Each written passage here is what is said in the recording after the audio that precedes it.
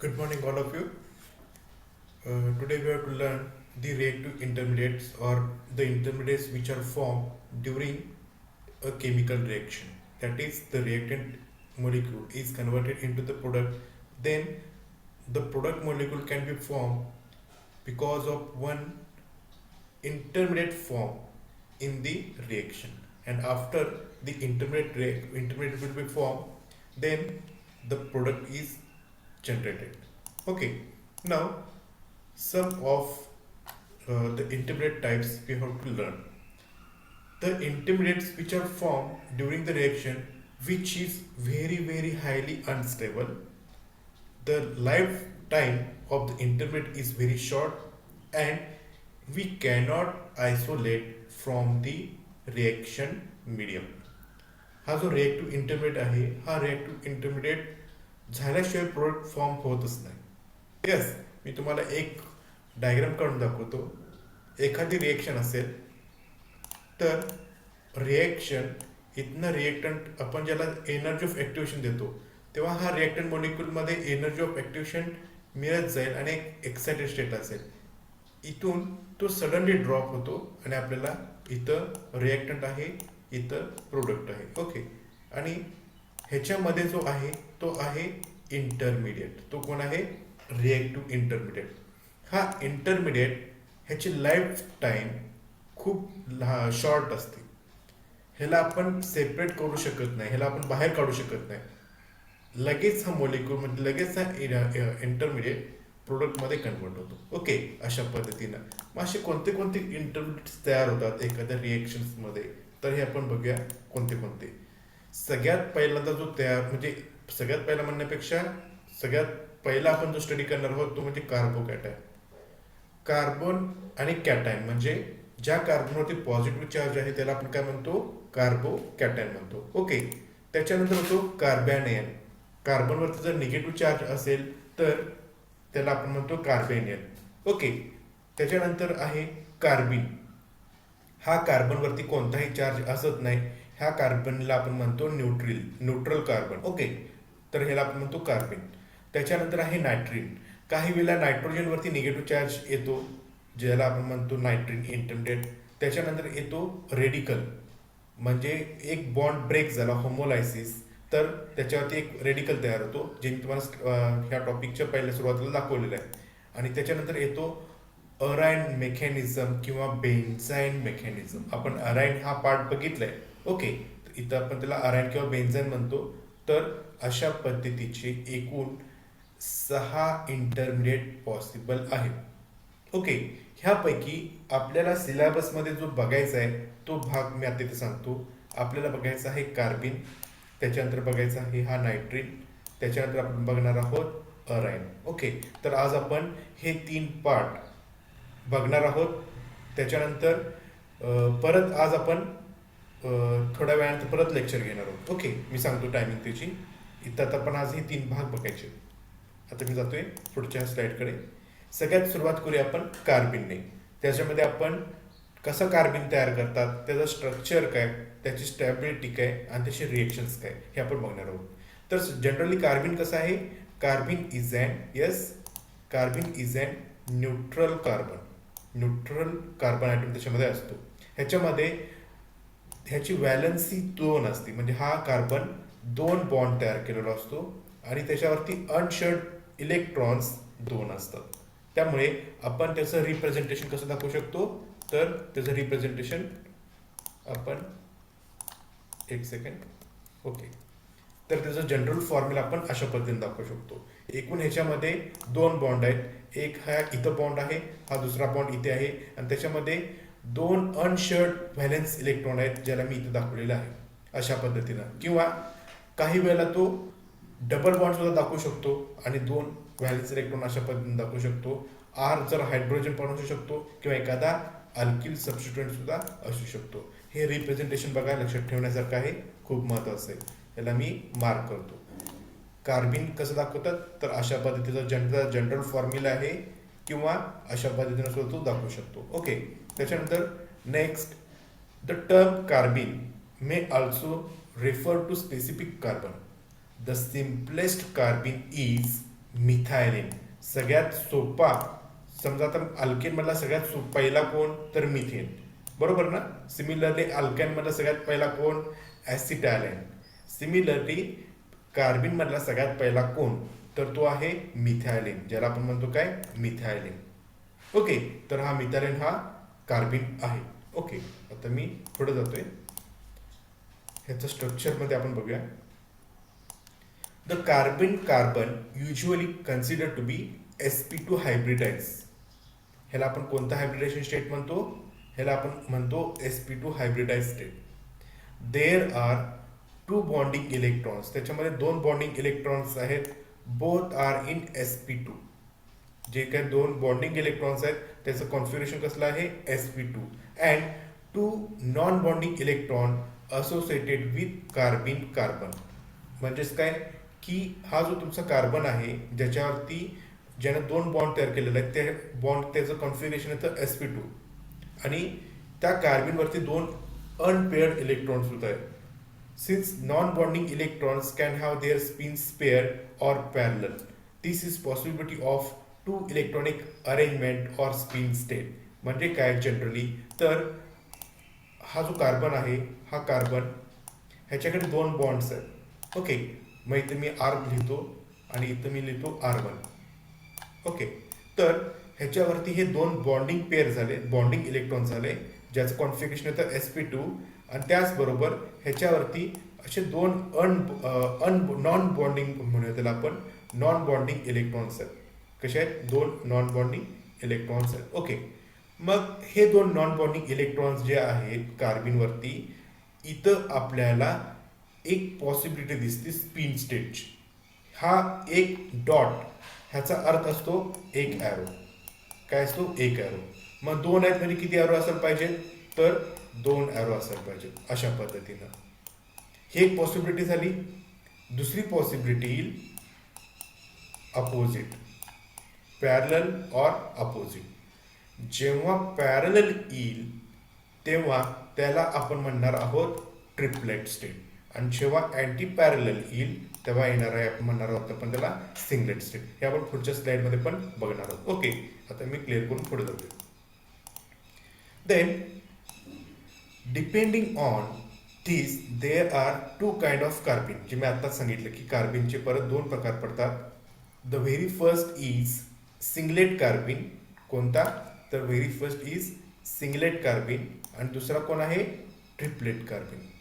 मग सिंगलेट कार्बिन कधी असतो, तर सिंगलेट कार्बिन जेव्हा ज्याची स्पिन मल्टिप्लिसिटी 1 येते तेव्हा.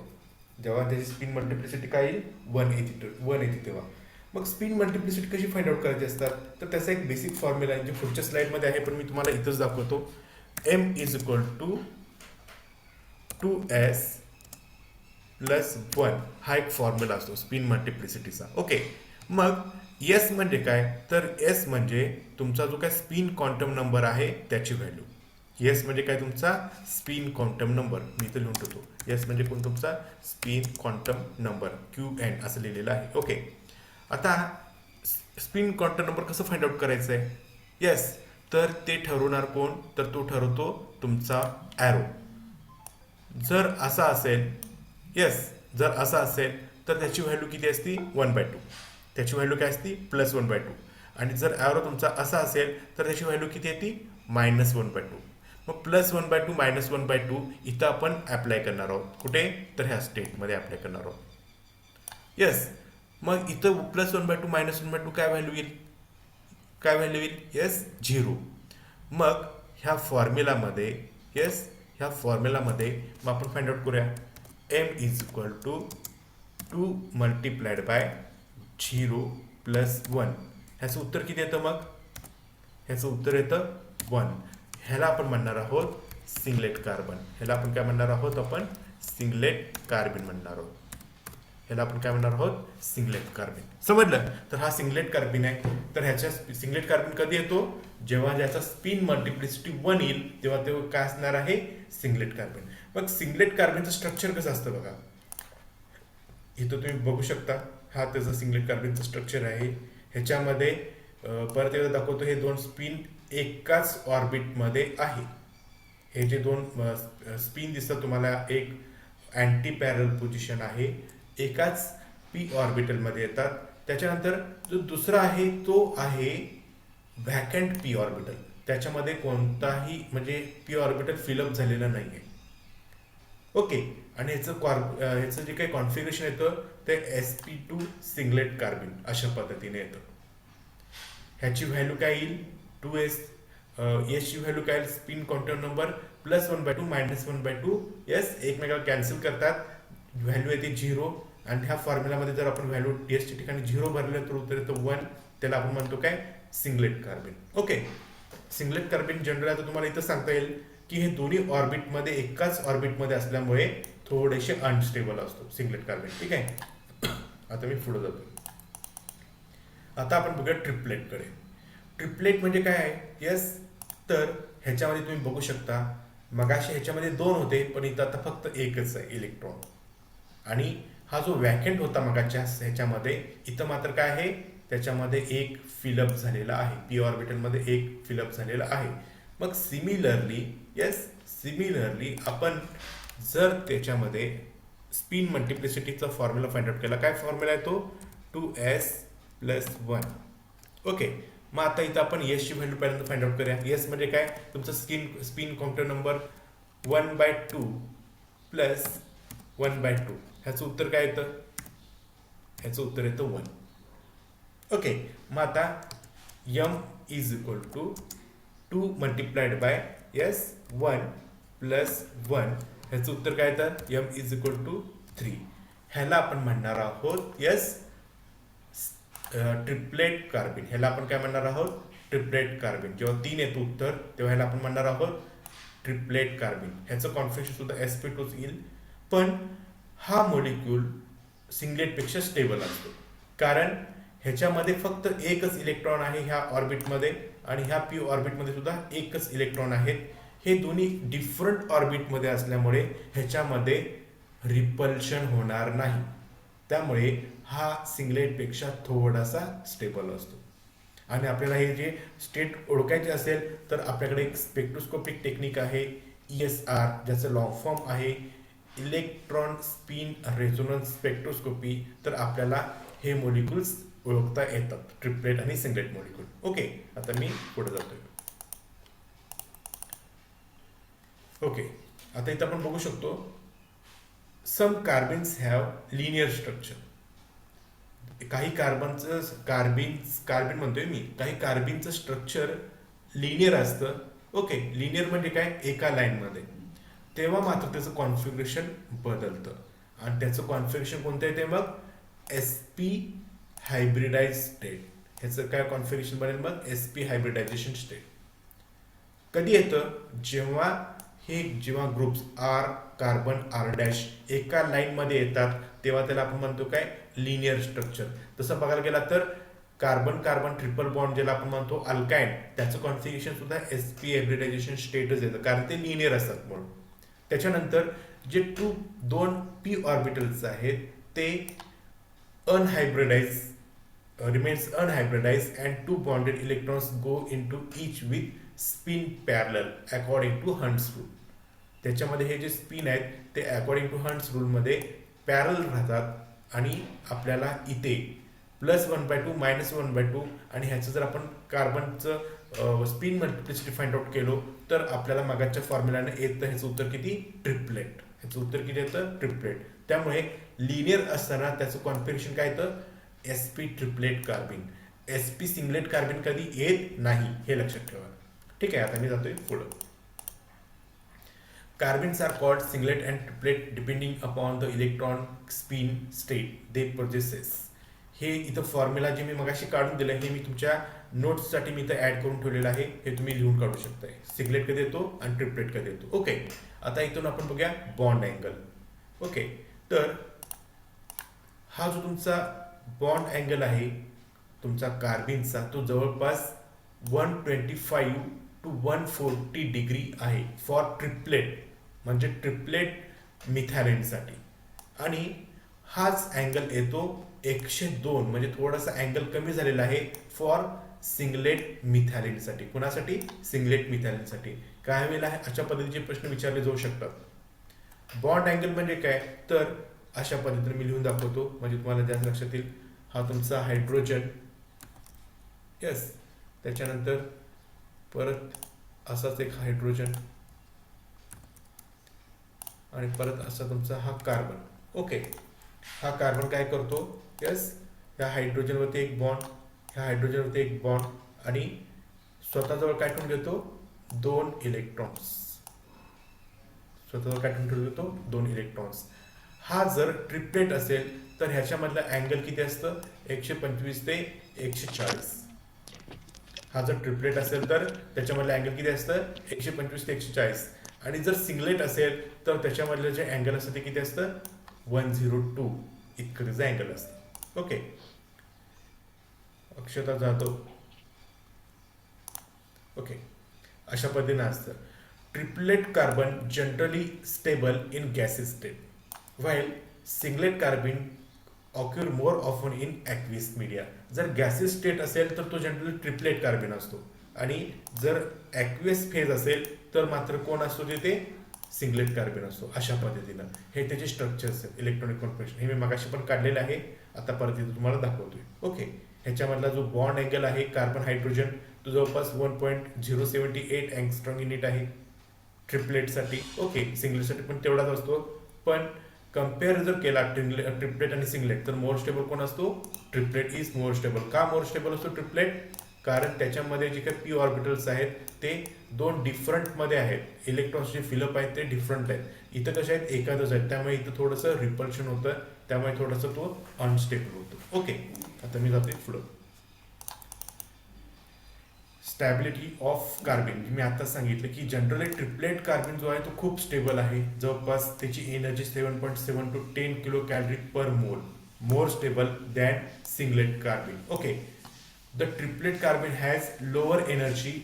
का लोअर एनर्जी आहे ट्रिपलेट कार्बनसाठी, because 2 electrons in different orbitals. हे जे 2 इलेक्ट्रॉन्स होते ते 2 डिफरंट इलेक्ट्रॉन्स डिफरंट ऑर्बिटल्समध्ये होते. ते जर तुम्ही एकाच ऑर्बिटल्समध्ये घेतला तर त्याच्यामध्ये काय होईल, इलेक्ट्रॉन आणि इलेक्ट्रॉन रिपल्शन होईल. त्यामुळे singlet carbon is less stable than triplet carbon. Okay, पण जर आपण सबस्टिट्यूएंट एखादा अटॅच केला तर आपल्याला कदाचित सिंगलेट स्टेट मोर स्टेबल असू शकतो ट्रिपलेट स्टेटपेक्षा. एखाद्या सबस्टिट्यूएंटवरती ठरतं. सबस्टिट्यूएंट नसेल तर triplet state is more stable, आणि जर सबस्टिट्यूएंट असेल तर ते सबस्टिट्यूएंटच्या नेचरनुसार इथं आपल्याला सिंगलेट स्टेट मोर स्टेबल असू शकतो. त्याचं उदाहरण म्हणजे समजा आपण एखादा हॅलोजन ॲटम जॉईन केला, ज्याला आपण म्हणतो डाय हॅलोजन कंपाऊंड. इथं 2 हॅलोजन कंपाऊंड्स आहेत, बरोबर, आणि 2 हॅलोजन कंपाऊंड्स असेल तर ते आपले इलेक्ट्रॉन्स डोनेट करतात टुवर्ड्स कार्बिन. त्यामुळे हा जो कार्बिन होतो हा तयार, हा कार्बिन इथं आता कार्बॅनमध्ये कन्वर्ट झाला, हा कार्बिन आहे तुमचा. तर हा सिंगलेट स्टेटमध्ये असताना खूप स्टेबल असतो. ह्याचं एक्सप्लेनेशन ह्याच्यामध्ये दिलेलं आहे. ओके, आता मी क्लिक पुढे जातो. Amongst dihalocarbon the most stable is the singlet difluorocarbon. आता प्रत्येक ठिकाणी आपण जर कंपॅरिझन केला, हॅलोजन मी जनरल नाव घेतलं होतं, जर हॅलोजन असेल तर सिंगलेट स्टेट मोर स्टेबल असतो. मग हॅलोजनमध्ये सुद्धा परत प्रकार पडतात, फ्लोरीन आहे, क्लोरीन आहे, ब्रोमीन आहे, आयोडीन आहे. तर त्यापैकी फ्लोरोजन कंपाऊंड जर असेल तर आपल्याला अजून जास्त सिंगलेट कार्बन जास्त आपल्याला ऑब्झर्व होतो as compare with CCl2 and CBr2. Okay, आता आपण बघूया कशा पद्धतीनं कार्बन्स तयार करतात. त्यातली पहिली स्टेप आहे अल्फा इलिमिनेशन. कोणती इलिमिनेशन? Alpha elimination. कसं तयार होतो तर इथं आपण बघूया. तर हा एक सिंपल हॅलोजन कंपाऊंड आहे. हा सिंपल काय आहे? हॅलोजन कंपाऊंड आहे. ह्याच्या पहिल्या स्टेपमध्ये एखादा आपण स्ट्रॉंग बेस यूज केला, जर आपण इथे स्ट्रॉंग बेस यूज केला, बेसचा रोल काय असतो? Yes, to abstract the acidic proton. त्यामुळे हा बेस ह्या ॲसिडिक प्रोटॉनला अबस्ट्रॅक्ट करेल. ॲबस्ट्रॅक्ट केल्यामुळे ह्या कार्बनवरती कोणता चार्ज? निगेटिव्ह चार्ज, ज्याला आपण काय म्हणतो? कार्बॅनियन. ओके, आता इथं आहे क्लोरीन ॲटम आणि इथं आहे कार्बन. निगेटिव्ह चार्ज त्यामुळे काय होतं की हा क्लोरीन निघून जाईल. क्लोरीन काय होईल, निघून जाईल आणि आपल्याला काय मिळेल, यस, आपल्याला मिळेल न्यूट्रल कार्बन ॲटम. आपल्याला काय मिळेल, न्यूट्रल कार्बन ॲटम. ओके, दुसरा अजून एक बघू आपण. Disintegration of compounds containing certain types of double bond. काही वेळेला काय होतं की जे डबल बॉन्ड्स आहेत ते डबल बॉन्ड्स आपल्याला डिसइंटिग्रेशन होऊन निघून जातात आणि आपल्याला काय मिळतो, कार्बन मिळतो ॲज अ फ्री रेडिकल. कशा पद्धतीचं त्याचं उदाहरण आहे सगळ्यात पहिला, तर उदाहरण आहे फोटोलायसिस ऑफ किटीन. काय आहे त्याचं उदाहरण, फोटोलायसिस ऑफ किटीन. किटीन म्हणजे काय, येस, तुम्हाला कीटोन माहिती आहे ना, कीटोन. तर मी तर ड्रॉ करतो कीटोनचं स्ट्रक्चर.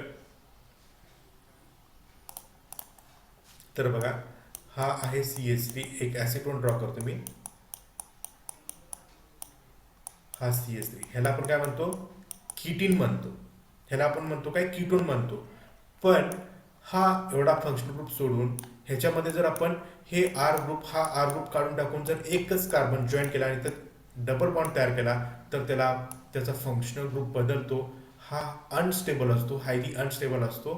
त्याला आपण म्हणणार आहोत किटीन. त्याला आपण काय म्हणणार आहोत, किटीन. किटीनला आपण सनलाईटमध्ये ठेवलं, म्हणजे फोटोलायटिक लाईटमध्ये ठेवलं, किटीनला आपण फोटोलायटिक लाईटला ठेवलं, तर मात्र काय होतं की ह्याच्यामधनं, येस, इथे एक इलेक्ट्रॉन, इथं एक बॉन्ड तयार केला, लक्षात घ्या. त्याच्यानंतर इथं एक इलेक्ट्रॉन, त्याच्यानंतर इथे एक बॉन्ड तयार केला. त्याच्यानंतर ऑक्सिजनचे लोन पेअर्स ह्याच्यावरती बॉन्ड तयार करून आपल्याला हा मिळतो न्यूट्रल. ह्याचे दोन इलेक्ट्रॉन्स येतील पुढच्या, त्याला हे केले की इथं इलेक्ट्रॉन्स येतील आणि आपल्याला हा कार्बन मोनॉक्साईड टॉक्सिक गॅस ह्यातनं बाहेर पडतो. जर आपण श्वास घेतला कार्बन मोनॉक्साईडचा तर आपल्याला तिथंच मृत्यू होईल. ओके, त्याच्यानंतर आपण बघूया नेक्स्ट. ओके, इथं आपण रेडिकल्स दाखवलेले आहेत. त्याच्यानंतर सेकंड, डिकम्पोजिशन ऑफ डायझो कंपाऊंड. हा आपला डायझो कंपाऊंड आहे. डायझो कंपाऊंडला सुद्धा आपण सनलाईटमध्ये ठेवलं तर आपल्याला, यस, कार्बन तयार होतो. त्याच्यानंतर डायझेरिन. डायझेरिन खूप अनस्टेबल मॉलिक्यूल आहे, तो सुद्धा आपल्याला इझिली ह्यातनं निघून जातो, नायट्रोजन गॅस, आणि आपल्याला कार्बन मॉलिक्यूल मिळतो. हे त्याचे प्रकार झाले. त्याच्यानंतर तिसरा आहे फ्रॉम जेमिनल डायहॅलाइड अँड ट्रायहॅलाइड. आता जेमिनल डायहॅलाइड म्हणजे काय, जेम म्हणजे, जेमिनल म्हणजे काय, तर ट्विन्स. एकाच कार्बनवरती 2 किंवा 3 असेल तर त्याला आपण म्हणतो काय, जेमिनल. ओके, आता इथं आहे क्लोरोफॉर्म. इथं काय आहे, क्लोरोफॉर्म. क्लोरोफॉर्मची रिएक्शन जर आपण बेसवरती केली तर हे आपण करू शकतो, पण आपल्याला ते वेगळं करता येणार नाही, लॅबमध्ये करता येतं आपल्याला. ह्याच्यानंतर मिळेल आपल्याला ट्रायहॅलाइड्स. हा ट्रायहॅलाइड्समधनं परत क्लोरीन एक निघून जातो आणि आपल्याला मिळतो काय, डायक्लोरोकार्बिन. काय मिळतो आपल्याला, डायक्लोरोकार्बिन. हा सिंगलेट स्टेटमध्ये मोअरशेबल असतो. Okay, then the order of elimination. Iodine पहिला निघून जाईल, ब्रोमिन त्याच्यानंतर क्लोरीन, त्याच्यानंतर फ्लोरीन. म्हणजे इथं जर हायड्रोजन्स आपण वेगळ्या डिफरंट प्रकारचे घेतले तर त्याच्यामध्ये सुद्धा रिॲक्टिव्हिटीचा स्पीड डिपेंड करतो. कसा करतो तर ते तुम्ही बघू शकता. इथं 2 फ्लोरीन आणि 1 क्लोरीन आहे, 2 फ्लोरीन आणि 1 क्लोरीन आहे. तर कोण निघून जायला पाहिजे, क्लोरीन निघून जायला पाहिजे आणि शिल्लक कोण राहायला पाहिजे, फ्लोरीन. तर आपल्या इथं फ्लोरीन दिसतो मॉलिक्यूलमध्ये. हे त्याचं इलिमिनेशनचे स्टेप्स आहेत. ओके, आता आपण जाऊया पुढच्या पॉईंटकडे, that is the alpha elimination. इथं पण सिमिलरली तेच मॉलिक्यूल आहे आपला क्लोरोफॉर्म. ओके, आणि हे मी मगाशी सांगितलं की क्लोरोफॉर्म पासून आपल्याला सिंगलेट कार्बन मिळतो. कसं सिंगलेट कार्बन मिळतो तर इथं आपण बघू शकतो. तर हा कार्बन आणि हायड्रोजनमध्ये जे काही स्पिन स्टेट आहेत ते अपोजिट आहेत. जेव्हा तुम्ही बेस वापरताय तेव्हा त्यातला प्रोटॉन अब्स्ट्रॅक्ट केला जातो, पण हे स्पिन स्टेट येतात कार्बनकडे. ह्यातनं एक्स निघून जाईल पण ते कार्बनकडे ॲज इट इज राहतात. ह्याला आपण म्हणतो singlet carbon. Okay, from ylide. आता इलाइड एक वेगळा प्रकार आहे. इलाइड म्हणजे जनरल शब्दात सांगतो मी की कार्बन आणि दुसरा असा आयटम जसं की फॉस्फरस असेल, सल्फर असेल किंवा नायट्रोजन असेल, त्या दोघांच्या मध्ये बॉन्ड तयार होऊन त्याच्यावरती पॉझिटिव्ह आणि निगेटिव्ह चार्ज जेव्हा येतात त्याला आपण म्हणतो काय, इलाइड. फॉर एक्झाम्पल इथं एक उदाहरण देतो मी. कार्बन, दुसरा कार्बन नाही तिथे, तर तिथं आहे सल्फर. सल्फरच्या ठिकाणी नायट्रोजन असू शकतो किंवा फॉस्फरस असू शकतो, आणि असा असून त्याच्यावरती पार्शली निगेटिव्ह चार्ज आणि पॉझिटिव्ह चार्ज असेल तर त्याला आपण काय म्हणतो, इलाइड म्हणतो. त्याला आपण काय म्हणतो, इलाइड. तुम्ही सेम 3ला आलात तर तुम्ही त्याच्यामध्ये शिकणार आहेत, पाटील सर तुम्हाला शिकवतील.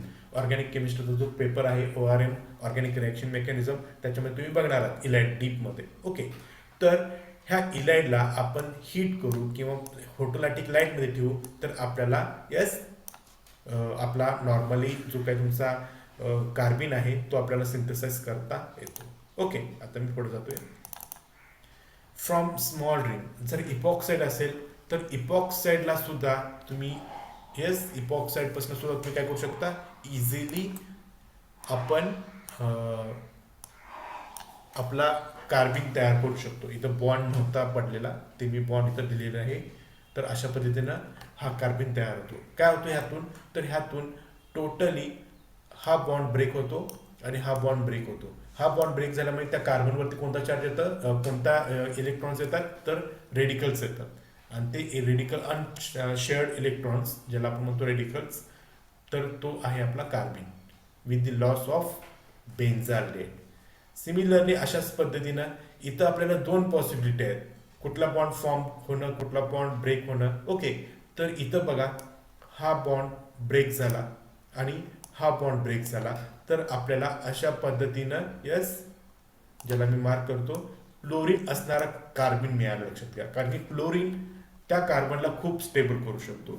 असं बघितलं तर मग इथं मिथॅलिन कार्बिन सुद्धा तयार होऊ शकला असता, पण मिथॅलिन पेक्षा कोण स्टेबल आहे, तर क्लोरीन असणारा ग्रुप खूप स्टेबल आहे, त्यामुळे तो तयार होईल. ओके, आता मी पुढे जातोय त्याच्या रिॲक्शन्स बघण्यासाठी.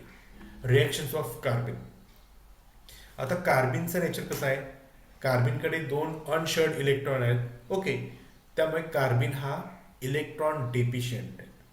म्हणजे इलेक्ट्रॉन डेफिशियंट म्हणजे काय, तर ह्या कार्बिनवरती एखादा न्यूक्लियोफाइल अटॅक करणार, म्हणजे कार्बिनवरती पॉझिटिव्ह चार्ज आहे हे लक्षात ठेवा, एवढंच. त्यामुळे न्यूक्लियोफाइल त्याच्यावरती अटॅक करेल, आणि न्यूक्लियोफाइल जेव्हा त्याच्यावरती अटॅक करेल तेव्हा तो डायरेक्टली त्याच्याजवळ कार्बिनमध्ये कार्बॅनियनमध्ये कन्वर्ट होणार आहे. म्हणजे कार्बिनचं पर्यंत कन्वर्ट कशामध्ये होईल, कार्बॅनियन, निगेटिव्ह चार्ज, आणि त्याच्यानंतर तो परत एखाद्या वेळेला रिॲक्ट होईल, कारण की तेव्हा तो न्यूक्लियोफाइल म्हणून ऍक्ट होणार आहे. ओके, तेव्हा तो न्यूक्लियोफाइल म्हणून ऍक्ट होईल. ओके, मी आता त्याला क्लिअर पुढे जातोय, पुढच्या स्लाइडमध्ये त्याचे रिॲक्शन दाखवतो. इथं तुम्ही बघू शकता. तर हा तुमचा आहे cis alkene, cycloaddition of alkene. Cycloaddition म्हणजे काय, एकाच स्टेपमध्ये, ज्याला आपण म्हणतो कन्सर्टेड, मी SN2 मध्ये पण दाखवलेलं आहे. बॉन्ड फॉर्मिंग, बॉन्ड ब्रेकिंग एकाच स्टेपमध्ये होतात, त्याला आपण म्हणतो कन्सर्टेड. ओके, तर ह्याच्यामध्ये हा जो सिस अल्किन आहे, सिस मध्ये समजते ना, कार्बन कार्बन डबल बॉन्डच्या एक साईडला सेम ग्रुप्स येतात, तेव्हा त्याला आपण म्हणतो काय, सिस. हे कार्बिन पहिल्यांदा ह्या कार्बनवरती अटॅक करेल. ओके, सॉरी, असं नाही करत. पहिला हा कार्बन कार्बन डबल बॉन्ड हा पहिला ह्या कार्बनवरती अटॅक करेल. बघा, ही स्टेप पहिल्यांदा असा अरो पहिला आला पाहिजे, कारण हा तुमचा इलेक्ट्रॉन डेफिशियंट आहे. इलेक्ट्रॉन डेफिशियंट म्हणजे पॉझिटिव्ह चार्ज, आणि पॉझिटिव्ह चार्ज कोण अटॅक करू शकत नाही. पॉझिटिव्ह चार्जवरती निगेटिव्ह चार्ज अटॅक करतो, समजलं ना. ओके, त्याच्यानंतर ह्याच्यावरती अटॅक केल्यानंतर ह्याच कार्बनवरती आता येतो कोणता चार्ज, निगेटिव्ह चार्ज, आणि हा निगेटिव्ह चार्ज म्हणजे त्याला आपण म्हणतो काय, कार्बॅनियन, आणि कार्बॅनियन मग कुठे अटॅक करतो, ह्या पॉझिटिव्ह चार्ज कार्बनकडे. ह्याला आपण अशा पद्धतीनं कन्सर्टेड मेकॅनिझम दाखवतो. ह्याला आपण काय म्हणतो, कन्सर्टेड मेकॅनिझम दाखवतो. ह्या स्टेपमध्ये मी जर बोर्ड असेल तर तुम्हाला मी दाखवलं असतं कशा पद्धतीनं होतं ते. आणि त्याच्यानंतर पुढं आपल्याला सिस सायक्लोप्रोपेन मिळतो. इथं आपल्याला स्टिरिओकेमिस्ट्री जी रिॲक्टंटची आहे तीच प्रोडक्टमध्ये मेंटेन करतो. अशा रिॲक्शनला आपण काय म्हणतो, अशा रिॲक्शनला आपण म्हणतो काय, स्टिरिओ स्पेसिफिक. जे रिॲक्टंटची स्टिरिओकेमिस्ट्री होती ती प्रोडक्टमध्ये मेंटेन करतो, अशा रिॲक्शनला आपण काय म्हणतो, स्टिरिओ स्पेसिफिक. ओके, आता मी पुढे जातोय. जर ट्रिपलेट कार्बिन असेल तर आपल्याला वेगळा प्रोडक्ट ऑब्झर्व होतो. कसा होतो, तर इथे तुम्ही बघू शकता, हा कोण आहे, सिस अल्किन आहे, हा कोण आहे, ट्रिपलेट कार्बिन आहे. ओके, मग पहिल्यांदा काय होईल, ट्रिपलेट कार्बिन, यस ट्रिपलेट कार्बिन वरती हा कार्बन ॲटम तुमचा अटॅक करेल. जेव्हा हा कार्बन ॲटम अटॅक करेल तेव्हा ह्याचा बॉन्ड कमी झाल्यामुळे ह्याच्यावरती येतो चार्ज कोणता, पॉझिटिव्ह. आणि जेव्हा ह्याच्यावर अटॅक करतो तेव्हा ह्याच्यावरती चार्ज कोणता येतो, निगेटिव्ह चार्ज तयार होतो. मग ते आपल्याला पुढच्या स्टेपमध्ये बघू शकता. मग जेव्हा असं होतं तेव्हा ह्याचा स्पिन स्टेट आणि ह्याचा स्पिन स्टेट सेम स्पिन स्टेटवरती अटॅक होत नाही. म्हणजे ह्याच्यामध्ये आपल्याला एक बॉन्ड रोटेट व्हावा लागेल.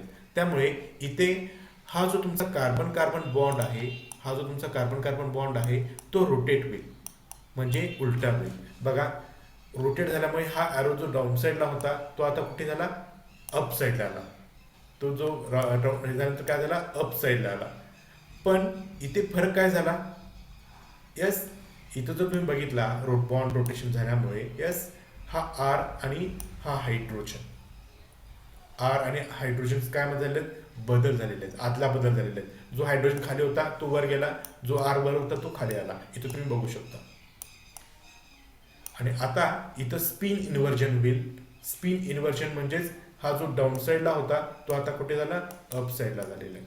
आणि मग अपोजिट स्पिन झाल्यानंतर इथं रिंग क्लोजिंग होईल आणि मला मिळाला काय प्रोडक्ट, ट्रान्स. इथं रिॲक्टंट कोणता घेतला होता, सिस, पण प्रोडक्ट मिळाला कोणता, ट्रान्स. त्यामुळे अशा रिॲक्शनला आपण स्टिरिओ स्पेसिफिक रिॲक्शन म्हणू शकत नाही. अशा रिॲक्शनला आपण स्टिरिओ स्पेसिफिक रिॲक्शन म्हणू शकत नाही. ओके, तर आता आपण पुढे जाऊया. हेच आहे, परत मी इथं एकदा दाखवण्यासाठी प्रयत्न केलेला आहे. तर ह्याच्यामध्ये जर तुम्ही बघितला तर इथं ही जी रिॲक्शन होती व्हेरी एक्झोथर्मिक, म्हणजे इथं हीट बाहेर पडतो रिॲक्शन होत असताना. In reaction there is a loss of 1 pi bond and gain of 2 sigma bond. ह्याच्यामध्ये ह्या रिॲक्शनमध्ये एक पाय बॉन्ड ब्रेक होतो आणि 2 सिग्मा बॉन्ड्स तयार होतात. ओके, त्याच्यानंतर इथं अजून एक रिॲक्शन दाखवलेली आहे. Similarly addition of carbene to alkene in a very good method for the identification of singlet and triplet. इथं आपण सिंगलेट अँड ट्रिपलेट कसं ओळखायचं हे आपण एक इथं मेकॅनिझम बघणार आहोत. फेन सिस टू ब्युटीन, ह्याच्यामध्ये जो तुमचा सिस टू ब्युटीन आहे, म्हणजे याचं नाव सिस टू ब्युटीन आहे, ह्याची रिॲक्शन आपण जेव्हा डायझोमिथेनवरती करू. हा तुमचा डायझोमिथेन, डायझोमिथेनमधनं नायट्रोजन निघून गेला की आपल्याला काय मिळतो, यस सिंगलेट मिथेन मिळतो. आणि सिंगलेट मिथॅलिन म्हणूया आपण त्याला.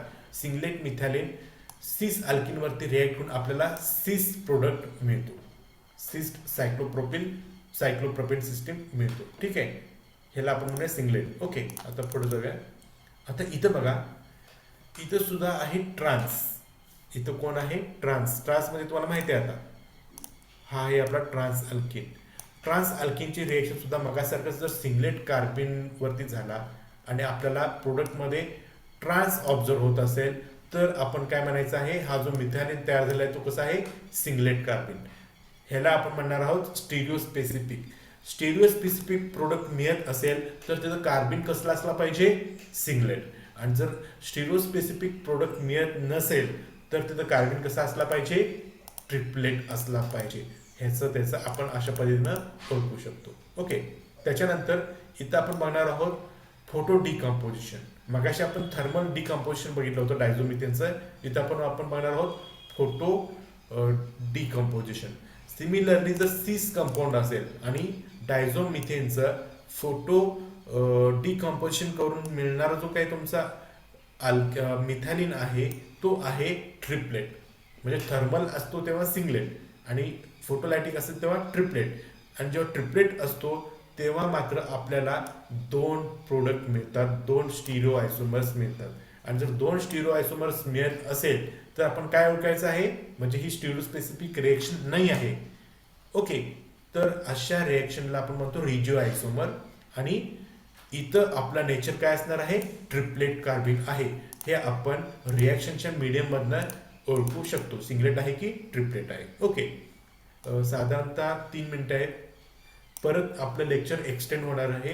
परत त्याच लिंकला क्लिक करा, परत तुम्ही लेक्चरमध्ये याल. ओके, आणि मी लगेच सुरू करणार आहे. 2 मिनिटं मी थांबणार नाही, कारण की आज मी बऱ्यापैकी आज टॉपिक संपवणारच आहे मी. ओके, त्याच्यानंतर सेकंड पॉईंट आहे इन्सर्शन इनटू अल्फा हायड्रोजन. इथं जर तुम्ही बघितला तर हा आहे इथेन, CH3 बॉन्ड CH3, फक्त मी अशा पद्धतीने दाखवलेला आहे. ओके, इथं काय होईल, हा जो अल्फा हायड्रोजन आहे, अल्फा बॉन्ड मधला अल्फा हायड्रोजन ह्या कार्बनवरती अटॅक करेल, हा वरती निगेटिव्ह चार्ज येईल, हा निगेटिव्ह चार्ज काय होईल, ह्या कार्बनवरती अटॅक करेल आणि मला मिळेल काय, प्रोपेन. मला काय मिळेल, प्रोपेन, म्हणजे एक कार्बन एक्स्ट्रा आला.